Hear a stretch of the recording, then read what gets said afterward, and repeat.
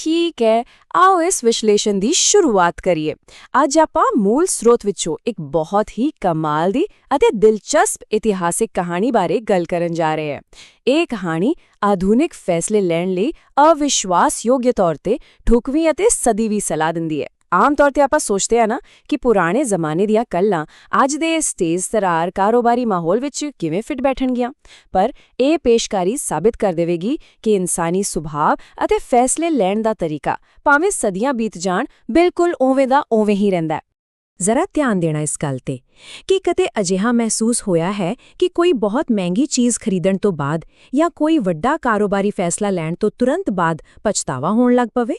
ਮਤਲਬ ਸਭ ਕੁਝ ਇੰਨੀ ਤੇਜ਼ੀ ਨਾਲ ਹੋਇਆ ਕਿ ਸੋਚਣ ਦਾ ਮੌਕਾ ਹੀ ਨਹੀਂ ਮਿਲਿਆ। ਅਸਲ ਵਿੱਚ ਇਹ ਇੱਕ ਬਹੁਤ ਹੀ ਆਮ ਸਮੱਸਿਆ ਹੈ ਜਿਸ ਦਾ ਸਾਹਮਣਾ ਹਰ ਕਿਸੇ ਨੂੰ ਕਰਨਾ ਪੈਂਦਾ ਹੈ। ਜਦੋਂ ਫੈਸਲੇ ਜਲਦਬਾਜ਼ੀ ਵਿੱਚ ਲਏ ਜਾਂਦੇ ਹਨ ਤਾਂ ਬਾਅਦ ਵਿੱਚ ਅਕਸਰ ਨੁਕਸਾਨ ਝੱਲਣਾ ਪੈਂਦਾ ਹੈ ਅਤੇ ਇਹੀ ਸਾਡੀ ਅੱਜ ਦੀ ਚਰਚਾ ਦੀ ਮੁੱਖ ਸਮੱਸਿਆ ਹੈ। ਭਾਗ ਪਹਿਲਾ, ਜਲਦਬਾਜ਼ੀ ਵਿੱਚ ਵਪਾਰ ਕਰਨ ਦੀ ਦੁਵਿਧਾ। ਇਸ ਸਮੱਸਿਆ ਦੀ ਜੜ ਤੱਕ ਜਾਣ ਲਈ ਸਰੋਤ ਸਾਨੂੰ ਇਤਿਹਾਸ ਵਿੱਚ ਕਾਫੀ ਪਿੱਛੇ ਲੈ ਜਾਂਦਾ ਹੈ। ਕਹਾਣੀ ਕੁਝ ਇੰਜ ਹੈ ਕਿ ਇੱਕ ਬਹੁਤ ਹੀ ਸਿਆਣੇ ਪੈਗੰਬਰ ਹੁੰਦੇ ਸਨ।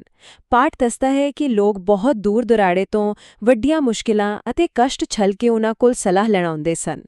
ਤਾਂ ਇੱਕ ਦਿਨ ਪੈਗੰਬਰ ਦਾ ਇੱਕ ਪੁਰਾਣਾ ਪੈਰੋਕਾਰ ਜਿਸਨੂੰ ਉਹਨਾਂ ਨੇ ਕਾਫੀ ਸਮੇਂ ਤੋਂ ਨਹੀਂ ਦੇਖਿਆ ਸੀ, ਉੱਥੇ ਆਉਂਦਾ ਹੈ। ਹੁਣ ਇੱਥੇ ਧਿਆਨ ਦੇਣ ਵਾਲੀ ਗੱਲ ਇਹ ਹੈ ਕਿ ਉਹ ਸ਼ੁਰੂ ਵਿੱਚ ਬਹੁਤ ਝਿਜਕ ਰਿਹਾ ਸੀ। ਅਸਲ ਵਿੱਚ ਵੱਡੇ ਤਜਰਬੇਕਾਰ ਲੋਕਾਂ ਨੂੰ ਵੀ ਆਪਣੀਆਂ ਕਮੀਆਂ, ਖਾਸ ਕਰਕੇ ਵਪਾਰਕ ਨੁਕਸਾਨਾਂ ਨੂੰ ਮੰਨਣ ਵਿੱਚ ਸ਼ਰਮ ਆਉਂਦੀ ਹੈ ਨਾ?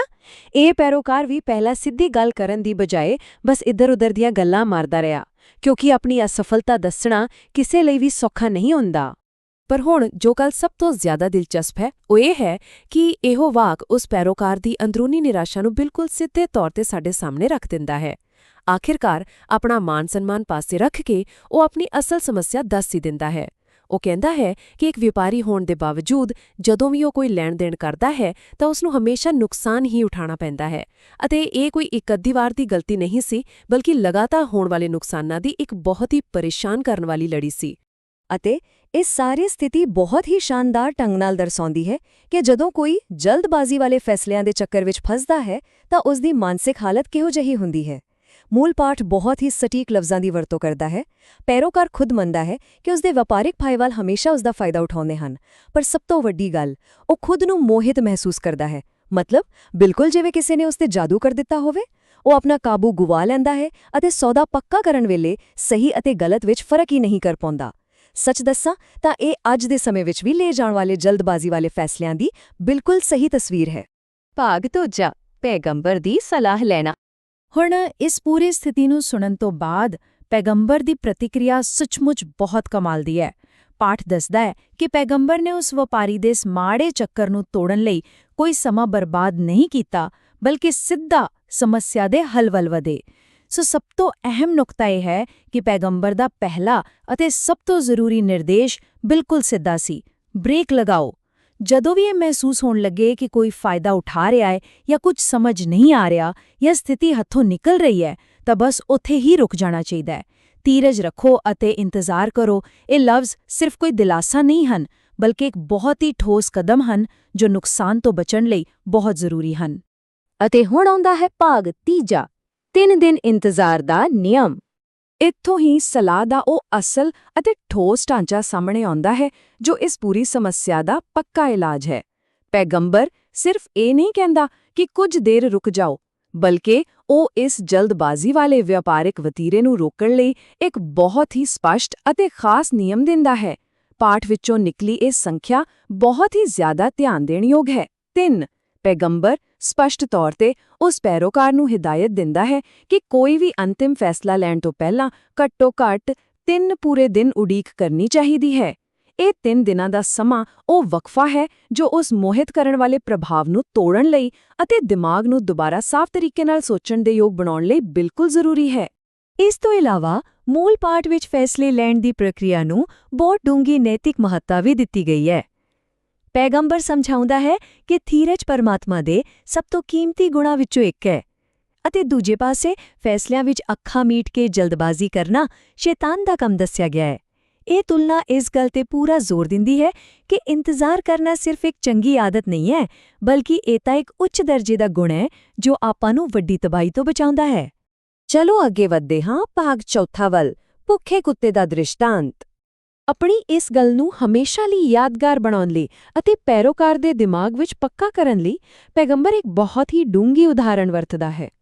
ਜ਼ਰਾ ਸੋਚੋ, ਪੈਗੰਬਰ ਪੁੱਛਦਾ ਹੈ ਕਿ ਕੀ ਇੱਕ ਭੁੱਖਾ ਕੁੱਤਾ ਜਿਸ ਦੇ ਸਾਹਮਣੇ ਰੋਟੀ ਸੁੱਟੀ ਗਈ ਹੋਵੇ ਉਸ ਨੂੰ ਤੁਰੰਤ ਖਾ ਲੈਂਦਾ ਹੈ? ਬਿਲਕੁਲ ਨਹੀਂ। ਇਹ ਕਿੰਨੀ ਹੈਰਾਨੀ ਵਾਲੀ ਗੱਲ ਹੈ ਨਾ ਕਿ ਇੱਕ ਭੁੱਖਾ ਜਾਨਵਰ ਵੀ ਜਿਸ ਨੂੰ ਭੋਜਨ ਦੀ ਬਹੁਤ ਸਖਤ ਲੋੜ ਹੈ, ਉਹ ਵੀ ਇੰਨਾ ਸੰਯਮ ਰੱਖਦਾ ਹੈ ਕਿ ਉਹ ਤੁਰੰਤ ਮਿਲੀ ਹੋਈ ਕਿਸੇ ਵੀ ਚੀਜ਼ ਤੇ ਅੰਨ੍ਹੇਵਾਹ ਝਪਟਾ ਨਹੀਂ ਮਾਰਦਾ। ਫਿਰ ਪੈਗੰਬਰ ਇਸ ਤੁਲਨਾ ਨੂੰ ਥੋੜਾ ਹੋਰ ਅੱਗੇ ਲੈ ਜਾਂਦਾ ਹੈ। ਕੁੱਤਾ ਪਹਿਲਾਂ ਰੋਟੀ ਨੂੰ ਸੁੰਘਦਾ ਹੈ, ਇਹ ਯਕੀਨੀ ਬਣਾਉਣ ਲਈ ਕਿ ਇਹ ਸੁਰੱਖਿਅਤ ਹੈ, ਅਤੇ ਫਿਰ ਹੀ ਉਹ ਇਸ ਨੂੰ ਖਾਂਦਾ ਹੈ। ਮਤਲਬ ਉਹ ਆਪਣੇ ਲਈ ਸਹੀ ਫੈਸਲਾ ਲੈਣ ਵਾਸਤੇ ਆਪਣੀ ਸੁੰਘਣ ਦੀ ਸ਼ਕਤੀ ਦੀ ਵਰਤੋਂ ਕਰਦਾ ਹੈ। ਇਸ ਦੇ ਉਲਟ ਇਨਸਾਨਾਂ ਨੂੰ, ਭਾਵੇਂ ਉਹ ਮਰਦ ਹੋਣ ਜਾਂ ਔਰਤਾਂ, ਅੰਨ੍ਹੇਵਾਹ ਭਾਵਨਾਵਾਂ ਵਿੱਚ ਵਹਿਣ ਦੀ ਬਜਾਏ ਆਪਣੇ ਦਿਮਾਗ ਅਤੇ ਆਪਣੀ ਸਿਆਣਪ ਦੀ ਵਰਤੋਂ ਕਰਨੀ ਚਾਹੀਦੀ ਹੈ। ਜੇਕਰ ਇੱਕ ਬੇਜ਼ੁਬਾਨ ਜਾਨਵਰ ਆਪਣੀ ਸੁਰੱਖਿਆ ਲਈ ਰੁਕ ਸਕਦਾ ਹੈ, ਤਾਂ ਸੋਚਣ-ਸਮਝਣ ਵਾਲੇ ਇਨਸਾਨਾਂ ਨੂੰ ਵੀ ਆਪਣੀ ਬੁੱਧੀ ਦੀ ਵਰਤੋਂ ਕਰਨ ਲਈ ਜ਼ਰੂਰ ਸਮਾਂ ਲੈਣਾ ਚਾਹੀਦਾ ਹੈ, ਠੀਕ ਹੈ ਨਾ? ਭਾਗ 5ਵਾਂ, ਫੈਸਲਿਆਂ ਤੇ ਸਿਆਣਪ ਲਾਗੂ ਕਰਨਾ। ਕਹਾਣੀ ਦੇ ਅੰਤ ਵੱਲ ਆਉਂਦੇ ਹੋਏ ਆਪਾਂ ਦੇਖਦੇ ਹਾਂ ਕਿ ਇਸ ਕੀਮਤੀ ਸਲਾਹ ਦਾ ਨਤੀਜਾ ਕੀ ਨਿਕਲਦਾ ਹੈ। ਦੇਖੋ, ਸਿਰਫ ਸਲਾਹ ਦੇਣਾ ਹੀ ਕਾਫੀ ਨਹੀਂ ਹੁੰਦਾ, ਬਲਕਿ ਇਸ ਦਾ ਸਾਹਮਣੇ ਵਾਲੇ ਦੇ ਮਨ ਤੇ ਕੀ ਅਸਰ ਪਿਆ, ਇਹ ਸਭ ਤੋਂ ਵੱਧ ਜ਼ਰੂਰੀ ਹੈ। ਪਾਠ ਦੱਸਦਾ ਹੈ ਕਿ ਪੈਗੰਬਰ ਨੇ ਆਪਣੇ ਸਾਥੀ ਦੀਆਂ ਅੱਖਾਂ ਵਿੱਚ ਡੂੰਘਾਈ ਨਾਲ ਦੇਖਿਆ ਅਤੇ ਤੁਰੰਤ ਸਮਝ ਲਿਆ ਕਿ ਇਸ ਸਲਾਹ ਨੇ ਉਸ ਆਦਮੀ ਦੇ ਦਿਮਾਗ ਤੇ ਆਪਣੀ ਪੱਕੀ ਛਾਪ ਛੱਡ ਦਿੱਤੀ ਹੈ।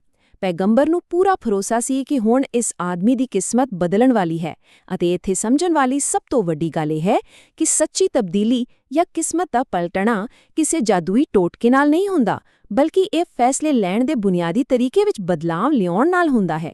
ਉਸ ਵਪਾਰੀ ਦੀ ਅਸਲ ਕਿਸਮਤ ਉਸਦੇ ਆਪਣੇ ਠਹਿਰਾਓ ਅਤੇ ਸਿਆਣਪ ਵਿੱਚ ਹੀ ਲੁਕੀ ਹੋਈ ਸੀ।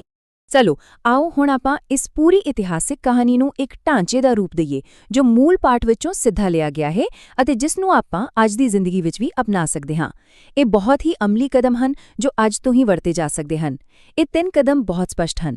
ਪਹਿਲਾ, ਉਸ ਭਾਵਨਾ ਨੂੰ ਪਹਿਚਾਨਣਾ ਜਦੋਂ ਦਿਮਾਗ ਤੇ ਦਬਾਅ ਪੈ ਰਿਹਾ ਹੋਵੇ, ਜਿਵੇਂ ਕੋਈ ਮੋਹਿਤ ਕਰ ਰਿਹਾ ਹੋਵੇ ਜਾਂ ਜਲਦਬਾਜ਼ੀ ਕਰਵਾ ਰਿਹਾ ਹੋਵੇ। ਦੂਜਾ, ਕੋਈ ਵੀ ਕਦਮ ਚੁੱਕਣ ਤੋਂ ਪਹਿਲਾਂ ਰੁਕ ਜਾਣਾ ਅਤੇ ਘੱਟੋ-ਘੱਟ 3 ਪੂਰੇ ਦਿਨਾਂ ਦਾ ਸਮਾਂ ਲੈਣਾ। ਅਤੇ ਤੀਜਾ, ਉਸ ਸਮੇਂ ਦੌਰਾਨ ਆਪਣੀਆਂ ਜਜ਼ਬਾਤੀ ਭਾਵਨਾਵਾਂ ਨੂੰ ਪਾਸੇ ਰੱਖ ਕੇ ਸਥਿਤੀ ਦਾ ਬਿਲਕੁਲ ਸਹੀ ਅਤੇ ਸੁਰੱਖਿਅਤ ਢੰਗ ਨਾਲ ਮੁਲਾਂਕਣ ਕਰਨ ਲਈ ਆਪਣੀ ਪੂਰੀ ਸਿਆਣਪ ਅਤੇ ਦਿਮਾਗ ਦੀ ਵਰਤੋਂ ਕਰਨਾ।